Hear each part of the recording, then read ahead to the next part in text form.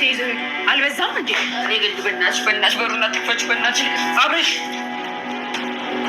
የግሌ ተንከሲስ እንዲሁም ደግሞ ትህትና ባሉበት በስተመጨረሻ ፓርት ላይ ማለት ነው ከቤት ውስጥ ማን እንደገባ እጅግ በጣም ግራ ገብቷቸው እየተርበተበቱ ይገኛሉ።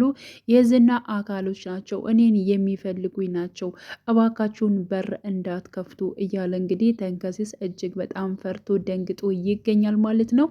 ሰላም ጤና ይስጥልኝ የቻናሌ ተከታታዮቼ ቤተሰቦቼ በያላችሁበት ሰላማቸው ይብዛልኝ። ለቤቴ አዲስ ሲሆናችሁ የደውል ምልክቱን በመጫን ቤተሰብ ይሁኑ ለማለት ወዳለው ትህትና ተከታታይ ድራማ እጅግ በጣም ደስ የሚል አዝናኝ ድራማ ነው ማለት ነው። እጅግ በጣም ከመጀመሪያው እስከ መጨረሻው ድረስ ማለት ነው ስትመለከቱት በሳቅ ነው።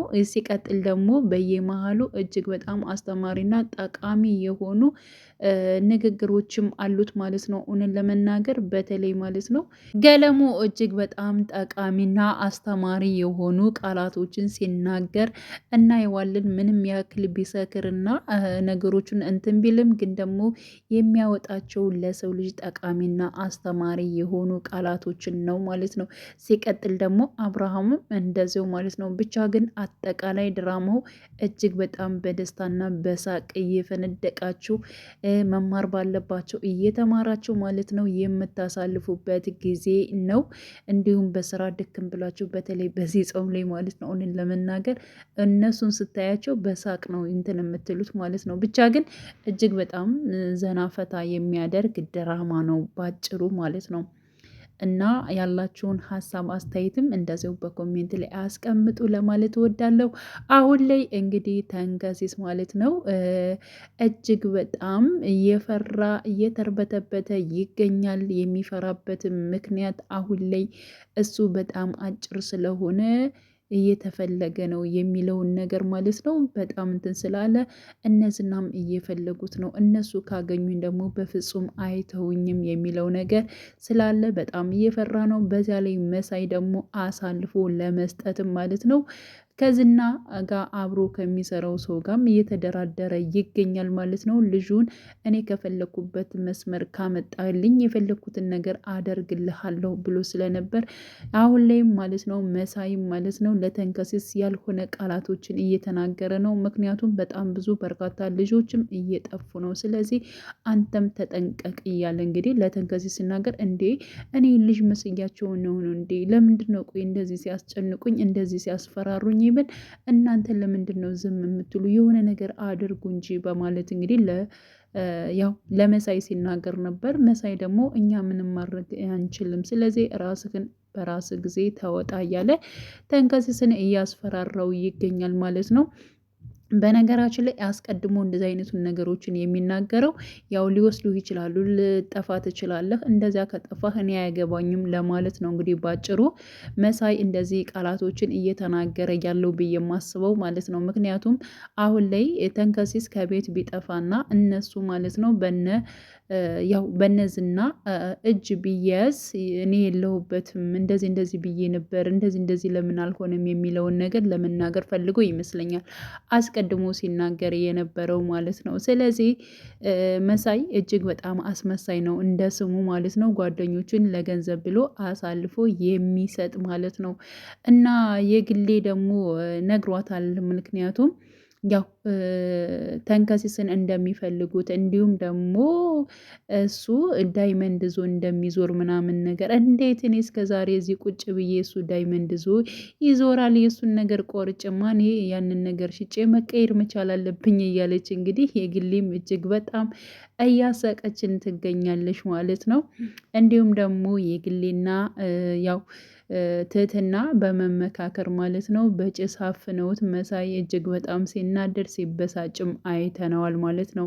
እና አሁን ላይ የግሌ በጣም ያዘነችበትና እጅግ በጣም የፈራችበት ነገር አለ። እሱ ምንድን ነው ስንል እንግዲህ አብርሽን ማለት ነው። አብርሽና ትህትና እየተቀራረቡ ይገኛሉ። ያ ማለት እንግዲህ ያው ትትና ምንም ያክል እዚያ ቤት እንድትቀመጥ በፈለገችበት ታይም ድረስ እንድትቀመጥ አብርሽ ፈቅዶላታል ማለት ነው። ስለዚህ አብርሽ ደግሞ ለምንድን ነው ወደ አረብ ሀገር መሄድ ያሰብሽው? ከአረብ ሀገር ይልቅ እዚህ ሀገር ሰርተሽ ለምንድን ነው የማትቀየሪው? በማለት ሲቀጥል አንቺ ጓደኛ ፍቅረኛ አለሽ ወይ? በማለት እንግዲህ ያው ትትናን ጠይቋት ነበረ። አረ እንደዚህ አይነት ነገር የለም፣ እኔ እስከዛሬ ቤተሰቦቼን ሳግዝ ነበረ፣ ወደፊትም እነሱን ማገዝ ነው የምፈልገው እና አሁን ላይ ምንም ነገር አላሰቡበትም፣ ስለ ትዳርም ስለምንም ይሁን አላሰብኩም በማለት እንግዲህ ትህትና ለአብርሽ ተናግራለች ማለት ነው።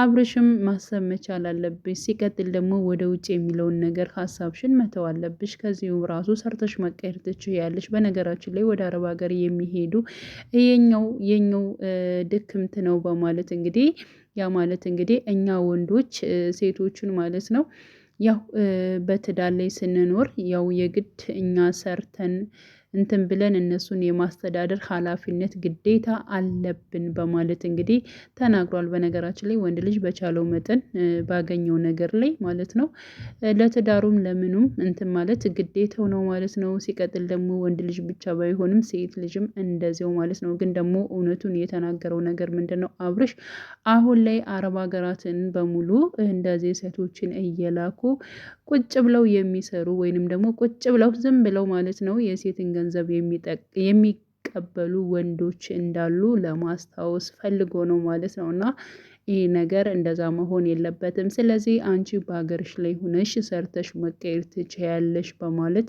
እኔን ስታይኝ ለትዳር እምመጥን ይመስልሻል እንዴ? በማለት እንግዲህ ጠይቋት ነበረ።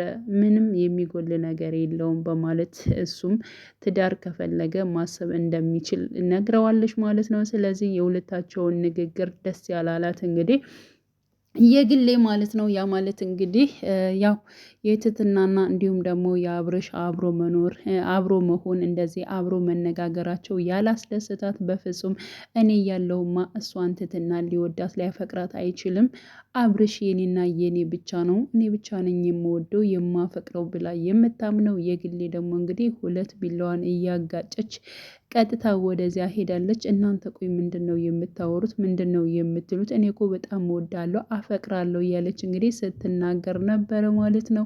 እና በዚህን ሰዓት እጅግ በጣም ነበር ትትና ራሱ የፈራችው። እኛ ምንም ነገር ያልነው ነገር የለም ምንም ነገር አይደለም እያለ አብርሽም አረኛ ተረጋጊ የግሌ እኛ ምንም ነገር አላልንም በማለት እንግዲህ አብርሽም መልሷል ማለት ነው። ሲቀጥል አብርሽ ነካ ያደርጋታል። ዝም ብላ እኮ ነው እንደዚህ የምትሆነው በማለት ለትትና ስለ ግሌ ሲነግራት ነበረ ማለት ነው። እንዴት እንደዚህ ትለኛለህ? እኔ እኮ እብድ አይደለሁም እያንዳንዱን ነገር እየሰማሁ ነው በማለት ተመልሳ መጣም እንደዚያው ስታደናብራቸው ነበር ማለት ነው። ብቻ ግን ፍቅራቸው ማለት ነው አንድ ላይ የሚኖሩት የአብርሽ ግሩቦች እጅግ በጣም ደስ ይላሉ።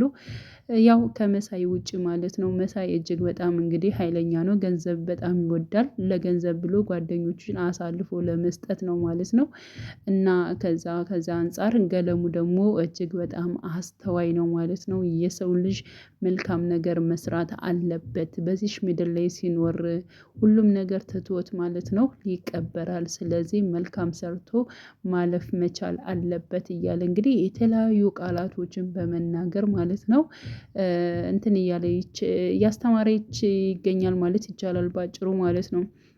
እና ገለሙ እያንዳንዱ የሚናገራቸው ቃላቶች ጠብ አይሉም። በዛሬ ደግሞ የግሌን ይወዳታል ይመስለኛል። የግሌም እኔንም ያው ትወደኛለች፣ አጨክንብኝም፣ የምፈልገውን ነገር ታደርግልኛለች እያለ እንግዲህ ለትትና ሲናገር ነበረ ማለት ነው። ግን ደግሞ በፍቅር ሳይሆን እንደዚህ በቃ ትሁት ነች።